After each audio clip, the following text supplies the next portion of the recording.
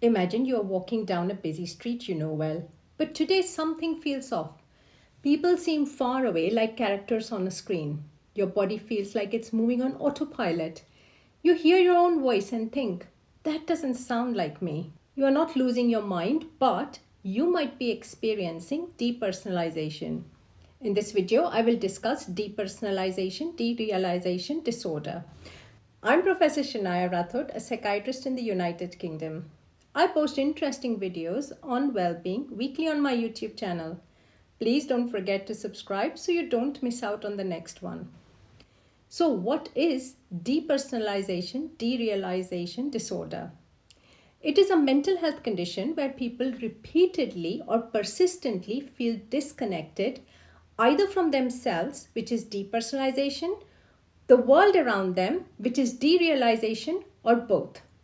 These aren't fleeting weird moments we all have felt from time to time when we are tired or stressed.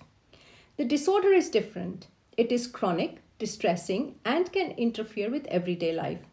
The symptoms are not better accounted for by another mental disorder like post traumatic stress disorder or anxiety or fear related disorder or another type of dissociative disorder or personality disorder. The symptoms are not due to the effects of a substance or medication on our central nervous system, including withdrawal symptoms, and are not due to a disease of the nervous system like temporal lobe epilepsy, head trauma, or another medical condition. The symptoms result in significant distress or significant impairment in personal, family, social, educational, occupational, or other important aspects of functioning. If functioning is maintained, it is only through significant additional effort. So let me explain the two key features. First is depersonalization. This is when you feel disconnected from yourself, like you are watching your life happen from outside your body.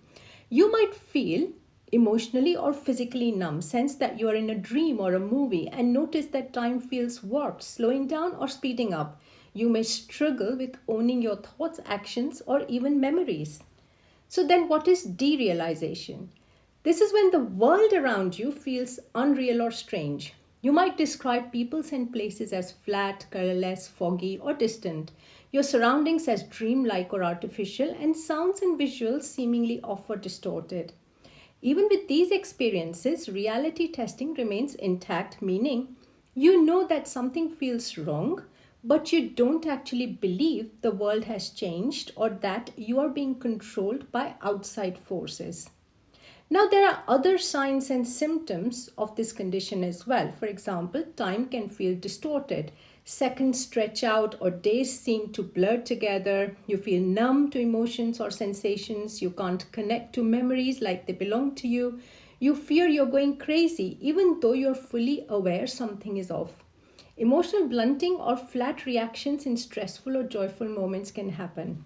Episodes of depersonalization and derealization in this condition may be associated with adverse life events or interpersonal conflicts. The onset of depersonalization-derealization disorder can occur in childhood, but more typically has its onset in mid-adolescence, with a mean age of onset at approximately 16 years of age. Onset after 25 years of age is very rare. The onset can vary from acute to gradual and insidious, with initial episodes of limited severity and frequency, followed by those that are more extreme and persistent. Discrete episodes of depersonalization-derealization disorder can vary in duration, ranging from brief, for example, hours to days, to prolonged, like weeks, months, or years.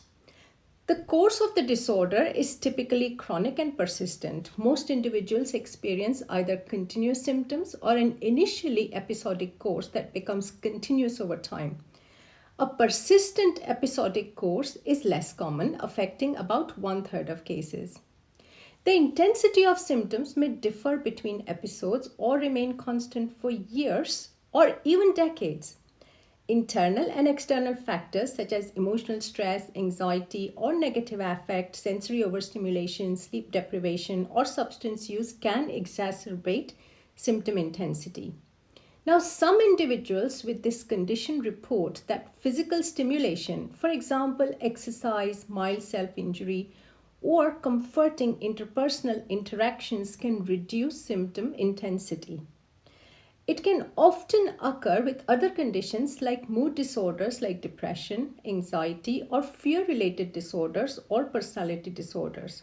However, co occurrence of these diagnoses does not appear to alter the severity of depersonalization or derealization symptoms.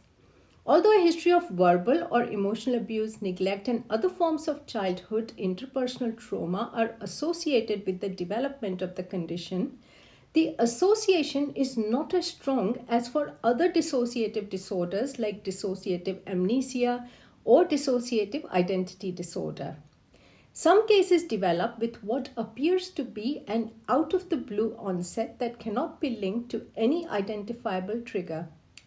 Psychoactive substance use, especially like marijuana or hallucinogens, is a common precipitant of depersonalization and derealization symptoms.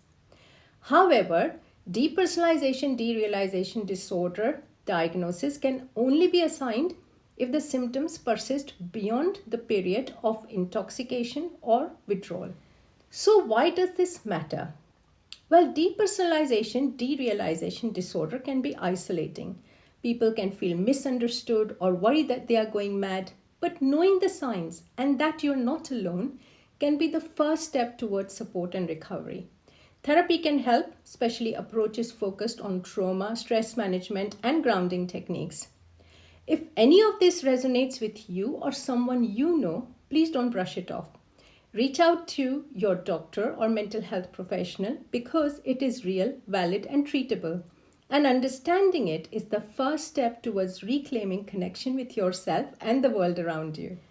Please subscribe to my channel if you enjoyed today's video. The more subscribers I have, the more YouTube gives me the ability to make more creative videos. Like it, share it, tell it. Tell it to all the people you know, and thank you for watching.